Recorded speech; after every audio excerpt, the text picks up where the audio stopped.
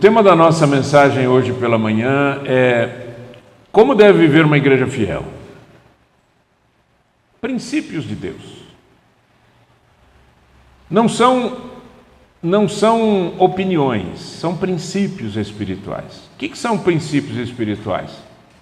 Princípios espirituais, eles são imutáveis. Então, por exemplo, você pode ter um conceito X, Y, Z.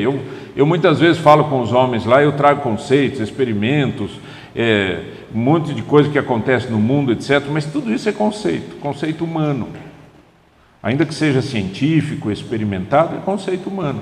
Mas os princípios espirituais, eles são imutáveis. O que quer dizer isso? Quer dizer muito obrigado.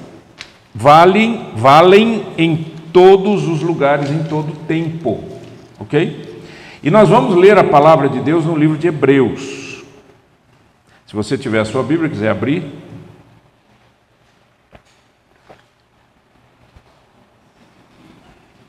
Hebreus capítulo 10, a partir do verso 19.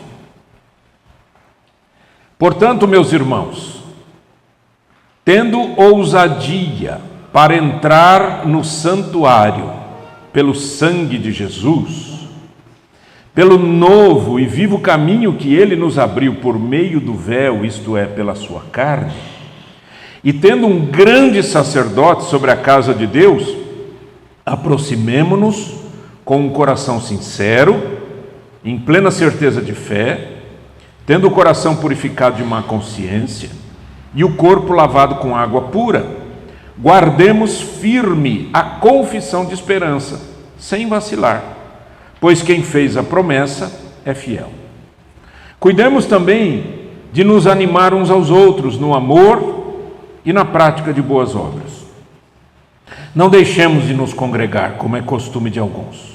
Pelo contrário, façamos admoestações, ainda mais agora que vocês veem que o dia se aproxima. A epístola aos Hebreus, ela não tem um autor definido, ou seja, nós não sabemos exatamente quem escreveu essa epístola. Não tem o nome do autor. Alguns dizem que foi Paulo, outros dizem que foi outra pessoa, não importa. O que importa é o conteúdo. A epístola aos Hebreus faz uma distinção clara, passa uma régua entre a antiga aliança, toda a prática cerimonial do Antigo Testamento, e a nova aliança com a pessoa de Jesus Cristo.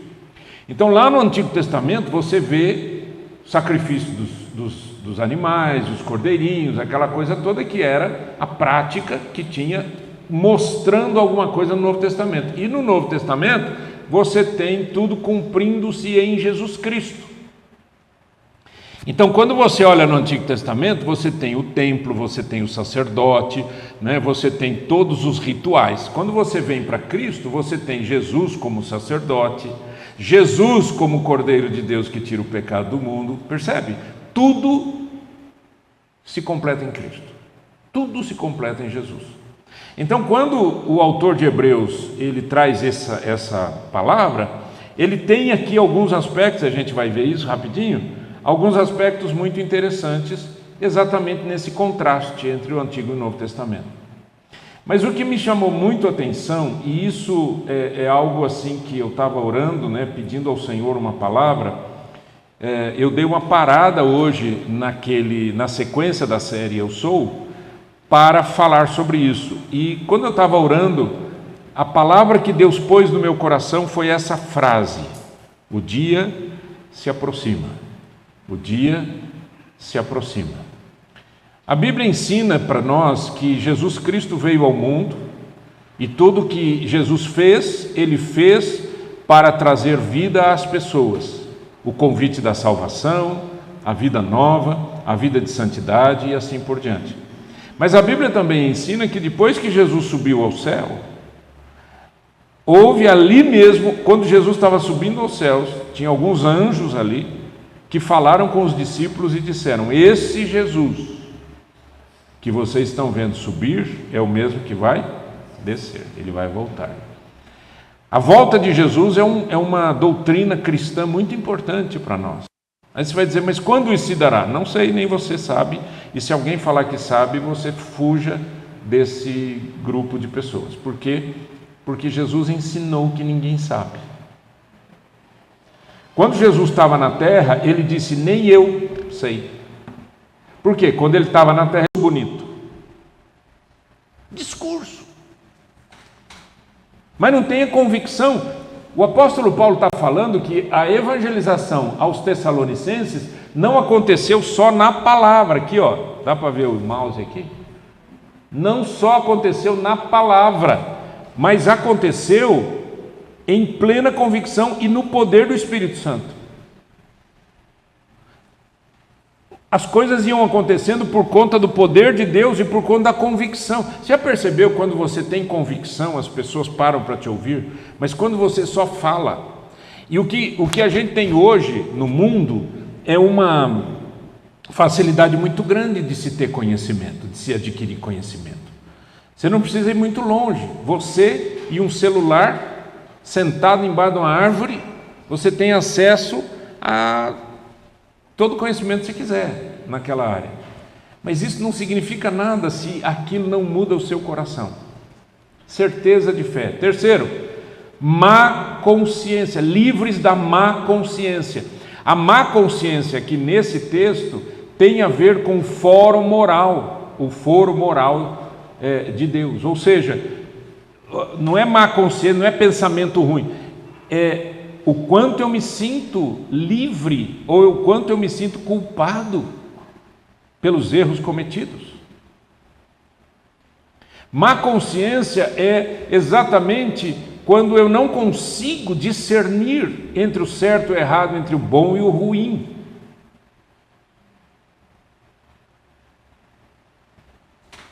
E existe um discernimento muito necessário e que muitos de nós nunca param para pensar, que é o discernimento entre o bom e o excelente.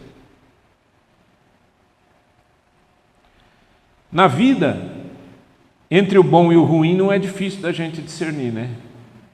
Você pega uma comida, está ruim, a comida está ruim. A comida está gostosa, está boa. Agora, qual a diferença de uma comida boa e uma comida excelente? Qual a diferença de uma vida? É a minha cunhada. Ô, benção, muito obrigado. Ela falou, vê se baba menos. Que babar é que é um negócio sério, que a coisa acontece. Estão entendendo o que quer dizer má consciência? Livres da má consciência, tendo o coração purificado de má consciência. Na continuação, o sacrifício do Antigo Testamento, comparado com o sacrifício de Jesus, veja aqui, Hebreus 9:9. O mesmo livro, Hebreus 9:9. É isto uma parábola para a época presente, e segundo esta se oferecem tanto dons como sacrifícios, embora, ele está falando do Antigo Testamento, embora estes, os sacrifícios de animais, no tocante à consciência, sejam ineficazes para aperfeiçoar aquele que presta culto. Percebeu? Ou seja, os rituais não mudam a sua vida. Rituais, o que são rituais? Rituais são aquilo que você faz com algum tipo de objetivo, né? Eu vou orar assim, ou eu vou ler a Bíblia assim, ou eu vou participar da ceia assim. São rituais, e eu não estou dizendo que eles são negativos, eles são extremamente importantes, mas o ritual em si, dá para entender? A instrumentalidade não muda o coração. O que muda o coração é arrependimento, gente. Eu tenho sempre uma pergunta para fazer para mim, diante de Deus. Será que Deus está contente comigo? Será que Deus está aceitando o meu louvor, a minha adoração, a minha pregação, o meu trabalho? Trabalho aqui, trabalho fora daqui. Será que Deus, Ele está dizendo, é certo, você está me obedecendo. Perfeito não somos, mas estamos a caminho dele, né? Perfeição só no céu. Agora olha que interessante, Hebreus 9,14, o mesmo capítulo, verso 14, diz: muito mais o sangue de Cristo, que pelo Espírito eterno a si mesmo se ofereceu sem mácula a Deus, sem mancha, purificará nossa consciência de obras mortas para servirmos ao Deus vivo. Então ele diz: se por um lado os rituais não mudam o coração, por outro lado, em Cristo o seu coração é mudado. E tudo que a gente precisa, gente, para ter uma vida nova é o coração mudado. Não basta estar no ambiente da fé, é preciso ter o coração rendido a Cristo. Então arrependa-se de viver a fé apenas na aparência. Arrependa-se de estar perto da igreja, mas longe do Senhor. Arrependa-se de tratar as coisas santas de forma leve. Tratar as coisas santas de forma leve é quando você não dá o devido valor àquilo que Deus dá muito valor. Em Isaías, o Senhor falando sobre o povo, ele diz que as pessoas chamavam de bom aquilo que ele chamava de ruim, lembra? Trata o doce como amargo, o amargo como doce. Não tem discernimento, não discerne as coisas. Deus se alegra com o coração do adorador verdadeiro, sincero, limpo e transformado. Vida cristã não é uma correntinha que a gente põe no pescoço e diz assim: eu sou cristão. Vida cristã não é uma Bíblia que você compra bonita e deixa aberta lá na sala. Vida cristã é um coração transformado que vai mudando sempre, para melhor, louvado seja Deus, mas vai mudando sempre. Já que o dia se aproxima da volta de Cristo, do juízo final, espere em Deus, não desista. Irmãos, nós estamos vivendo um período difícil da vida. Nós, graças a Deus, a gente mora no Brasil. Muita gente fala mal do Brasil, mas nós moramos no Brasil, é um país maravilhoso. Eu vou dizer por quê. Primeiro, nós estamos longe da guerra. Já começa aí. Geograficamente, pelo menos, né? E uma outra coisa boa também no Brasil é que ninguém leva a gente a sério. E nem nós levamos as coisas a sério. Então, nós estamos, né, é um bom país para se morar, é uma benção morar aqui, né? Agora, já que o dia se aproxima, entenda uma coisa, que perseverança é a linguagem da nossa subsistência. Perseverar em Deus, perseverar em oração, perseverar na igreja, perseverar na palavra, perseverança. Primeiro, guardar firme. Ele fala em guardar firme, guarde firme essa esperança, né? Eu pus essa imagem aí porque o sentido no grego é como se estivesse amarrado. Então imagina esse navio amarrado, ele está firme ali, ele está firme porque ele está amarrado. Eu estou amarrado ao Senhor, eu estou amarrado à palavra de Deus, eu estou com convicção e fé no Senhor. Segundo, ele fala, não vacile. Muitas dificuldades, muitos obstáculos, mas não vacile, não desista, olhe para Jesus, deve olhar para Jesus, autor e consumador da nossa fé, e siga firme, não tenha vergonha, não tenha medo. A fidelidade de uma igreja aparece quando permanece firme, mesmo em tempos difíceis. Olhe para Cristo, não recue. Mantenha a missão da igreja, não desista. Olhe para a Bíblia, não se torne inconstante. Tenha fé em Deus, não viva de emoções passageiras. Já que se aproxima, sirva com amor e responsabilidade. Verso 24 diz assim: cuidemos também de nos animar uns aos outros no amor e na prática de boas obras. Eu acho muito interessante esse versículo. Nos animar uns aos outros. A gente vive numa época do mundo em que ninguém está nem aí com ninguém. Ninguém está nem aí com ninguém. O cara está sofrendo, está sofrendo porque deve ter feito alguma coisa errada. É igualzinho os amigos de Jó. Os amigos de Jó, quando Jó passou por tudo que passou, sofreu, ficou doente, perdeu os filhos, perdeu tudo que ele tinha, rebanho, casa, tudo que ele tinha ele perdeu, só não morreu ele e a mulher. E ele doente, que a Bíblia diz que ele tinha que se coçar com caco de telha, uma doença terrível certamente na pele. No meio de tudo isso, os amigos foram visitá-lo.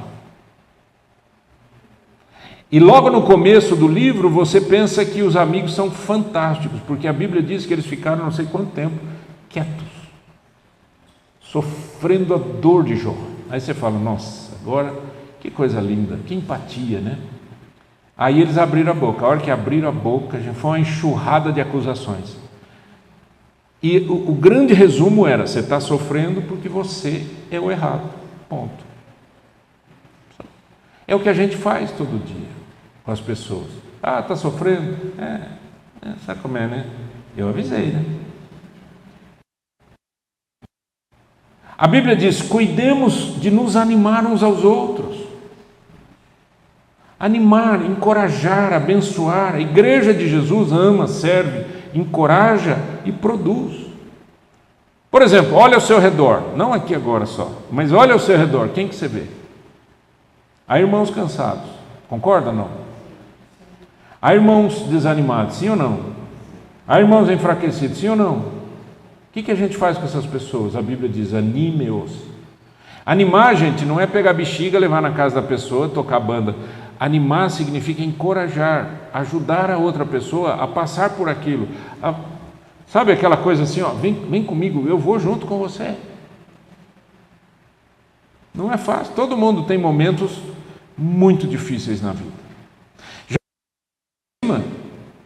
assuma a sua parte. O que é que o texto diz? Não, leia em voz alta, não deixemos de nos congregar, como é costume de alguns. Pelo contrário, façamos admoestações, ainda mais agora que vocês veem que o dia se aproxima. Ainda mais agora que vocês veem que o dia se aproxima. Vamos nos admoestar, encorajar, ajudar, corrigir, colocar no trilho uns aos outros. E uma das coisas interessantes que ele diz aqui é que a gente precisa frequentar o espaço de culto, não é isso? O que é não vamos deixar de congregar, como é costume de alguns? Porque tem gente que é aquilo que eu falei. Gente, tem igreja. Vocês confiam no que eu estou falando? Não? Ó, deixa eu falar uma coisa para vocês. Esse ano, para a glória de Deus, em novembro, eu vou completar 50 anos de convertido. Nesses 50 anos já vi muita coisa.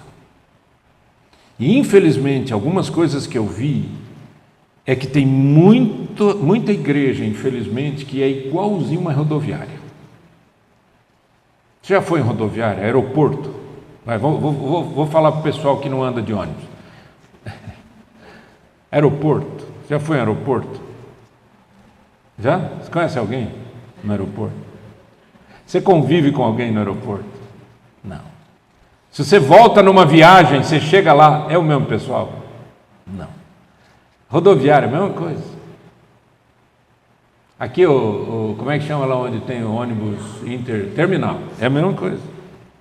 A igreja não é assim. A igreja é um ambiente onde a gente cria raízes e onde a gente serve, onde um ajuda o outro. Por isso que o texto diz: não deixe de congregar. Então você precisa animar um ao outro. É fácil? Não, não é fácil. Vocês acham que sempre chega domingo de manhã, eu olho para a Vera e digo assim: Vé, eu acho que ela nunca ouviu falar isso, que alegria, hoje é domingo, vamos para o culto. Eu acho que tem gente que pensa que eu moro no céu, que eu não tenho problema, né? E que tudo é fácil. O que vocês acham? Vocês acham que é assim também? Hã? O que é, Verinha? Com Jesus é fácil, é isso que eu estou falando. Em mim não dá, em você não dá, mas um precisa animar o outro, não precisa? Né? Aí o senso de responsabilidade, o apoio que a gente tem, o amor que a gente tem dos irmãos, né? A vontade que a gente tem de encontrar as pessoas, orar pelas pessoas, é isso que vai abençoar. Então algumas coisas rapidinho aqui e eu vou caminhar para o fechamento. Primeiro, é o senso de pertencimento. Eu não vou ler todos os textos, mas o senso de pertencimento. Em 1 Coríntios capítulo 12 diz que a gente é membro do corpo. Membro do corpo. E ele usa a metáfora do corpo, o corpo humano. Então ele diz assim, ó, a mão é mão, o pé é pé, a mão precisa do pé, o pé precisa da mão. A mão não faz o trabalho do pé, o pé não faz o trabalho da mão, mas um precisa do outro. E é na união e na comunhão de todos os membros que a gente chama de corpo, né? Se Deus me livre, né, gente? Imagina você vê na rua tem uma mão sozinha.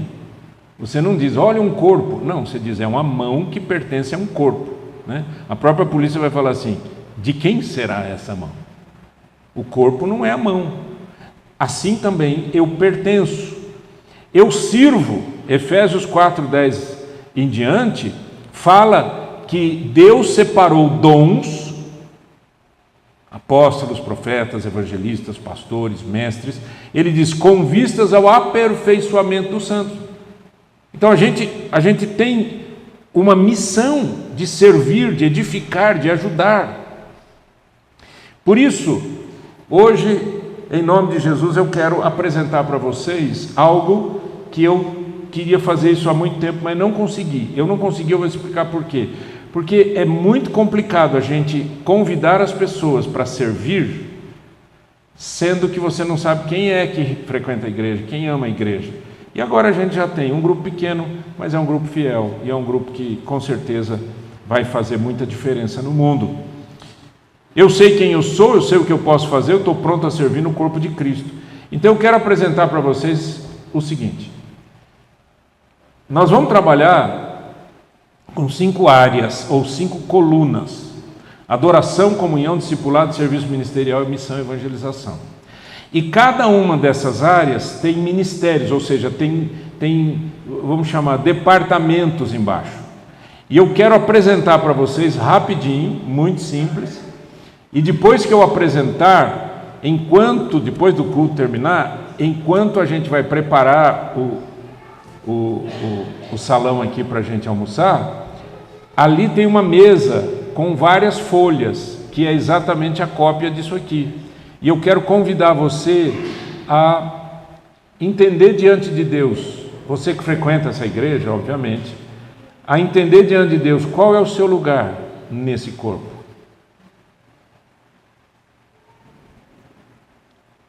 Qual é o seu lugar nesse corpo? Então, na área de adoração, nós separamos oração, louvor e mídia.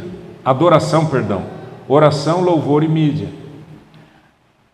Pastor, eu sinto vontade de orar, eu quero estar com as pessoas, eu quero orar, eu oro em casa, eu quero fazer relógio de oração, eu gostaria de animar as pessoas, 2, 3, 4, 5 pessoas, não importa, mas eu quero orar, eu quero orar no culto, eu quero estar orando durante o culto. Ministério de oração. Louvor é o que vocês veem aqui, chamado Songs of Trinity, né, que é os cânticos da Trindade, que é música, instrumento, vocal. Mídia é isso que vocês estão vendo aqui, a gente está gravando, né? A própria projeção, nós vamos mudar o jeito de fazer a projeção. Para vocês que não sabem, o pessoal da música passa para mim os PowerPoint, passa para mim as letras, eu edito todas essas letras para dentro do PowerPoint, desenho isso tudo para deixar bonitinho, para não ficar feio, tamanho das letras, etc. Aquelas coisas que quem sabe mexer com isso sabe o que eu estou falando. Eu que faço. A hora que chega aqui, o projetor fica na minha casa. Eu trago o projetor, aí eu faço toda essa conexão que vocês estão vendo. Aí depois eu vou projetar, eu uso aqui o meu passador de slides. Às vezes funciona, às vezes não funciona, vocês já viram isso acontecer. E é uma luta. Por que eu tenho que fazer isso? Eu tenho que me preocupar com a mensagem. Concorda ou não? Então nós vamos passar tudo lá para cima. A projeção vai ser... O projetor não, mas eu digo... toda essa organização. Então eu preciso de gente. Pastor, e... do jeito que você fez... Eu vou mostrar para vocês.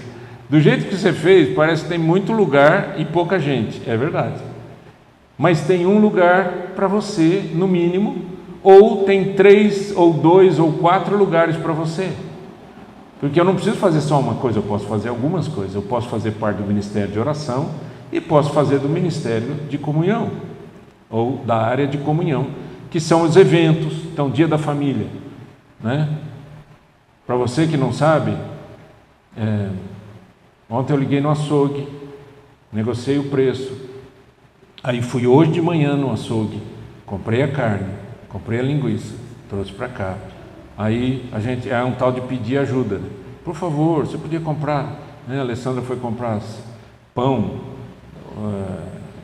gelo e não sei o que, e tem sal, não tem sal. Aí você fala assim, mas pastor, não é legal isso numa igreja pequena a gente fazer assim? Não, porque ninguém sabe quem faz o quê.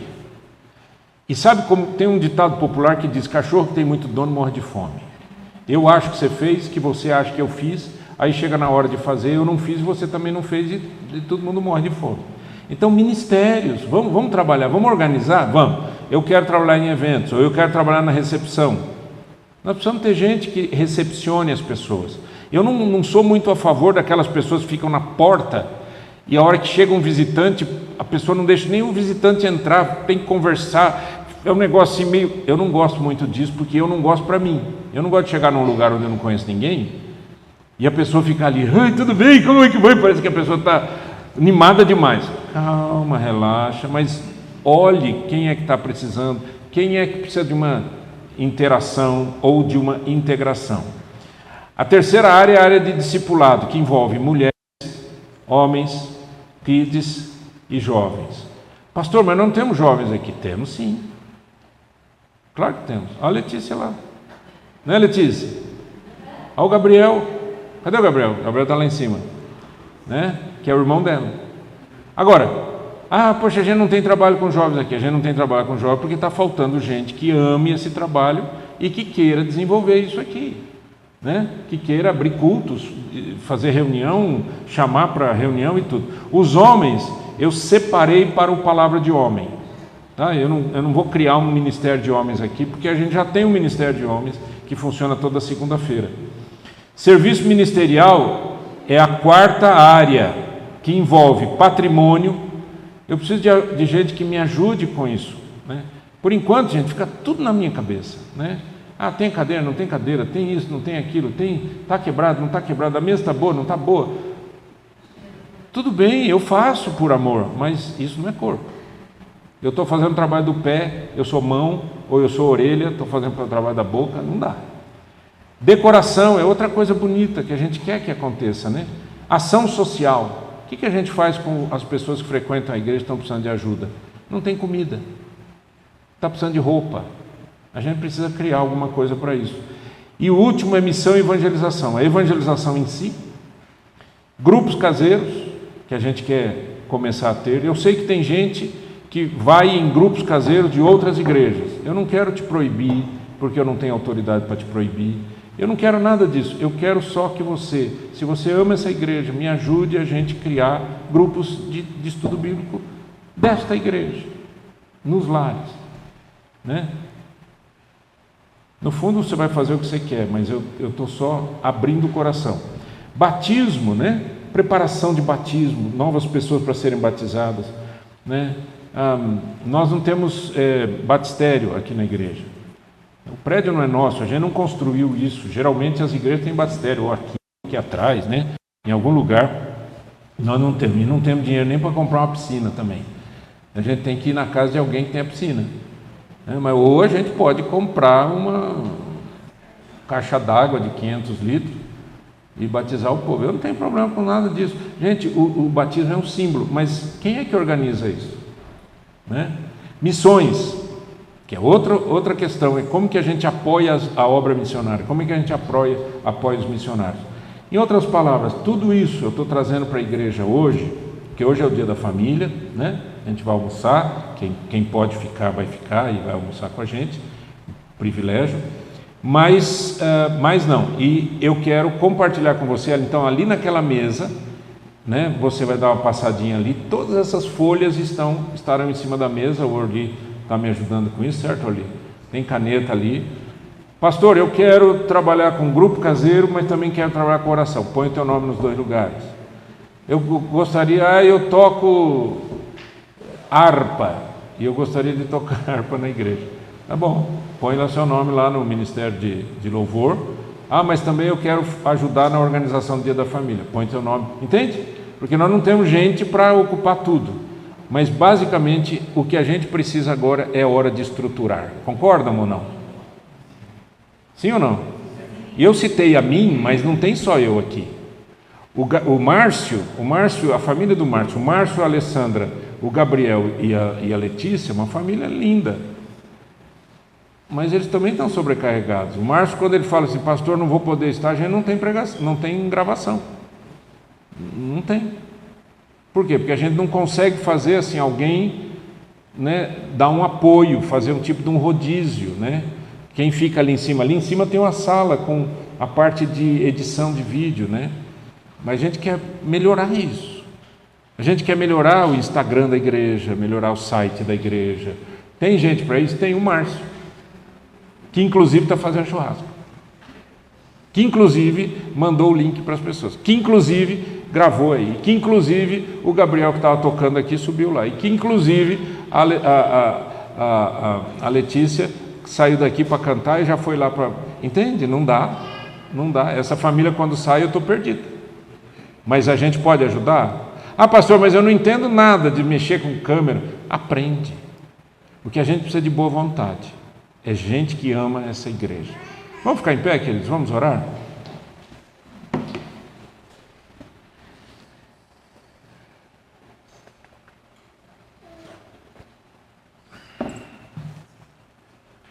Eterno Deus, em nome do Senhor Jesus, a Tua palavra diz que o dia se aproxima. E não é uma questão de ter medo, mas é uma questão de ter privilégio de crer em tempos difíceis. Ajuda-nos, Senhor, em nome de Jesus. E ajuda-nos a estendermos as nossas mãos, os nossos braços, para atividades e trabalhos que a gente pode ajudar, com boa vontade, com amor, com dedicação. A gente aprende, a gente faz, a gente cresce, a gente se desenvolve. Ó Pai Celestial, eu te peço em nome de Jesus que o Senhor nos abençoe agora como comunhão comunitária, o almoço, a inscrição para os ministérios. Ó Deus, o que tiver, se tiver uma pessoa escrevendo lá hoje, eu já vou ficar feliz.